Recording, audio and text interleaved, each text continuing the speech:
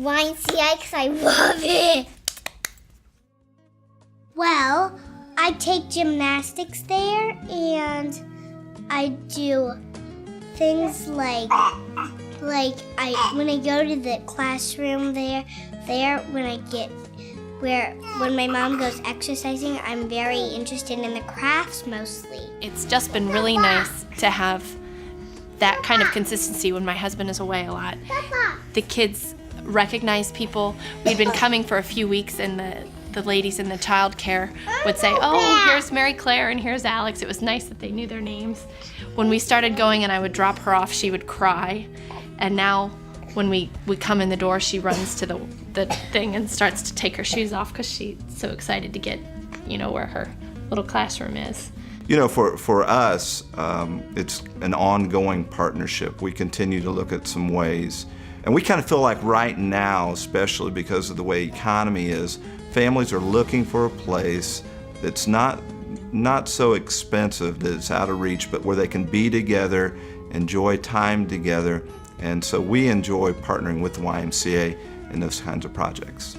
I had made a connection right away and knew that this is where I was supposed to come. The maintenance person here, friendly. Everyone is very friendly. They speak to me. They acknowledge that I'm here. I am working towards a double lung transplant, so it is my desire to build my lungs up and definitely to learn how to swim as a form of relaxation and a form of exercise. So I have no problem telling anyone that this is the place to come to because everyone is just so kind and it's genuine. No matter what your income, they will work with you to try and make sure that you can join. They want everyone to be able to have that all-around quality of life. I mean, it's not just physical, but your mental status too. I mean, if you're mentally healthy, you're also going to be physically healthy as well. That's extremely important. I'm also blessed because the Y gave me the opportunity to develop leadership abilities. I would not have had those kind of opportunities anywhere else. Those kind of experiences I would never have had without that, and I'm very grateful to the Y for that. And lastly, I'm more than grateful for the fact that the YMCA gave me my wife. The ability to take a group of people that are in conflict and kind of listen to everybody and get them to resolve the problem, and you don't ever, you stayed kind of detached from the whole thing. And I know you didn't learn that from me. There's no doubt in my mind.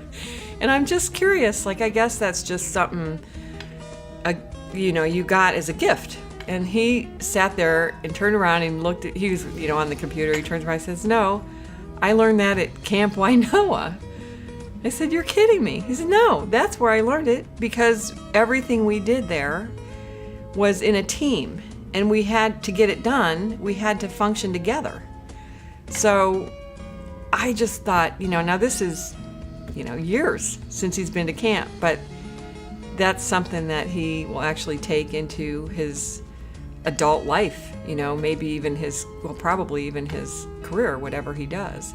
Everyone that I know has remarked, everybody in my apartment building, everybody I know, not only that I'm up and walking and hardly use the power chair, but also my persona, my happiness, my joy. Things are coming back to me. I'm back on speaking engagements again. I've lost 20 pounds. I haven't finished my book yet, but I'm working on that. Just doing a lot of things that last year I wasn't doing. So, hurrah for the Y. It's been a lifesaver for me. We are driven by doing the right thing for the Y, our membership, but along the way we recognize that we must have an operating surplus to maintain the quality of the buildings and the staff, because without that, now you head into a spiral downward and you lose members, and then your equipment's not up, etc., and then it just becomes a very fulfilling prophecy of not sustaining your growth. So it's really a partnership between the Y staff and the members, all for the benefit of the membership and ultimately the community for which we all live and serve. I'm real excited for She really, she's very different. I think she's really blossomed. And it's really neat to see somebody get happy. And to tell you, a couple weeks ago we had at the Goodyear Park, we had a big picnic. And so, of course, she went, and she told me on the way, I got her home, and she's all happy all the way home. And she told me that was the most fun she had ever had in her life. And I thought, wow, that's sad, but I'm glad. And saying that makes me think back to when I was helping her with her schoolwork, and we tried to think of 5 happy things that she had done or experienced in her life. And in a half hour, we could only come up with 3 things. So it's just nice to see that just attention. I'm a very busy man myself, being a military reservist, 23 years, working for the post office, and then also run my own nonprofit, but I still take the time to make sure I give back to the Y, because I know what the Y done for me when we was a kid and didn't have no money. You know, I appreciate the Y serving me, so the least I can do is give back. And I think a lot of people that sits on these boards, a lot of them was involved early on, and so their way of giving back is the same way, whether it's of your time or your money. It's a good place to give to, and I'm always do that until Jesus come back. Well, that they are going to change a life.